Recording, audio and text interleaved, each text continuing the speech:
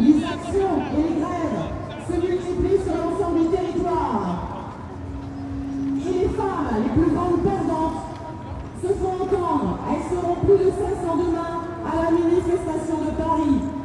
Poursuivre à amplifier les actions, y compris en multipliant les arrêts de travail, en interpellant les parlementaires et en organisant des actions de dépôt des outils de travail dans des lieux symboliques. Donc on vient de terminer une manifestation ce soir pour la première fois sur le département au flambeau contre une retraite en lambeaux. On est très contents parce qu'on avait du monde.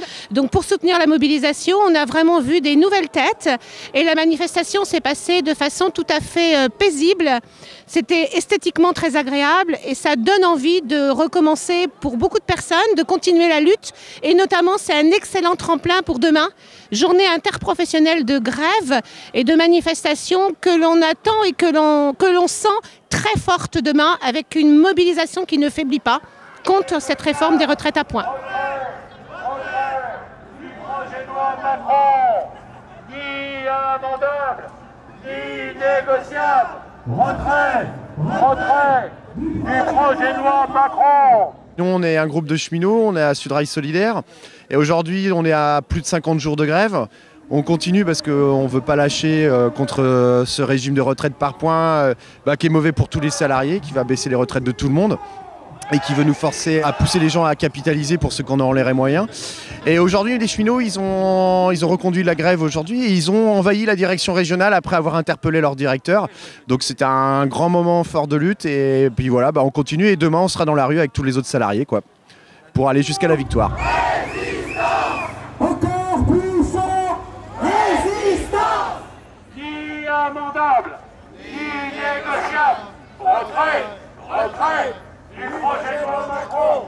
Voilà, moi je suis enseignant. Ce soir, j'ai manifesté avec la population rennaise. C'était tout le monde a, je pense, vraiment apprécié. Ça change, manif a vu esthétiquement bien réussi. Et que dire d'autre? Moi je suis enseignant, je suis mobilisé contre les retraites, je suis mobilisé aussi contre les examens. Actuellement, les examens du bac, c'est notre manière aussi de protester contre la réforme des retraites.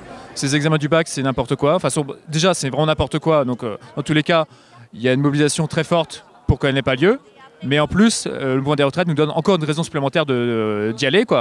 C'est que pour nous, il faut faire grève des surveillances des examens parce que il faut que les choses changent. Et vu qu'on n'est pas écouté, vu qu'il n'y a pas de négociation, vu qu'il n'y a pas la moindre possibilité de faire un changement sur les retraites, il faut continuer à modifier les actions. Là, actuellement, ce soir, il y a 3 occupations d'école sur Rennes. Je pense que je vais aller en voir une, discuter avec les collègues, faire le point de qu'est-ce qu'on fait. Demain, c'est manif. La semaine prochaine, il y a 2 nouveaux examens. Moi, je suis solidaire des collègues qui sont en grève. Macron n'a pas gagné. Nous, on ne l'a pas encore fait plier, mais on n'a pas perdu.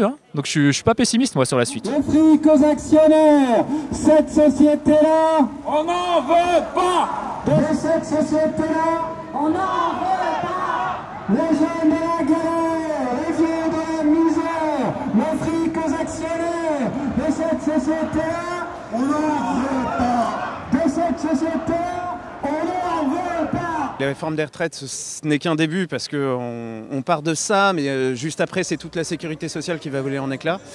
Pourquoi? Pour une capitalisation, pour toujours donner à ceux qui ont d'autant plus.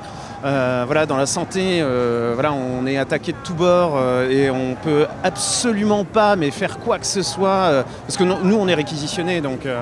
Et puis il y a une technique managementale qu'ils ont pratiquée qui est tout simplement d'avoir de plus en plus de contractuels, de moins en moins de titulaires, ce qui fait que les contractuels ne peuvent pas se révolter, ne peuvent pas critiquer ce qui se passe.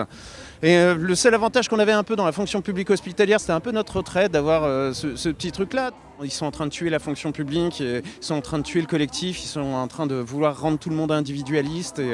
Et voilà, c'est une honte. Et vraiment, révoltez-vous par rapport à ce qui se passe dans la santé, parce que des médecins démissionnent, de nombreux hôpitaux sont en grève. C'est vraiment, il faut prendre conscience que c'est très grave ce qui est en train de se passer au niveau de la santé. Et vraiment, prenez conscience de ça. Eh bien, écoutez, depuis un an en France, il se passe des choses assez extraordinaires. Il y a pas mal d'assemblées qui existent, ça a commencé avec les Gilets jaunes et maintenant successivement il y a eu les profs, les urgences, d'autres catégories encore, les cheminots. Et ce qu'on observe un peu partout, c'est que ça se passe pas mal en dehors des structures. Et à Rennes notamment, il y a un collectif qui se rassemble à l'Hôtel-Dieu à 18 h tous les soirs, quasiment tous les soirs depuis un mois à peu près. Et donc qu'est-ce qui s'y passe? En fait on discute beaucoup de ce qui se passe aujourd'hui, ça tourne pas mal autour, alors ça a commencé avec la réforme des retraites, mais très vite en fait, et ça je l'ai observé dans quasiment toutes les assemblées, que ce soit Gilets jaunes, profs, cheminots, en fait très vite ils en arrivent à remettre en question le système entier, en profondeur. Et c'est pour ça vraisemblablement que ça se met en place, cette démocratie-là, difficilement. À Rennes, par exemple, on n'a pas de salle, donc on squatte un couloir. Mais chacun peut venir, écouter et rester. Voilà, hier, il y avait notre AG donc, qui a été suivi par l'AG féministe, mixte. Donc voilà, c'est un grand mélange. Et des artistes aussi, je ne les ai pas cités. Enfin, il y a un tas de gens assez différents. Et on essaye de faire des actions pour mobiliser les gens. Alors il y a des choses festives, il y a du tractage, il y a des choses un peu plus élaborées au niveau du message. Et puis on parle des manifs aussi, et je dirais pas des blocages, mais des rassemblements qu'on peut faire aussi en différents lieux. Voilà.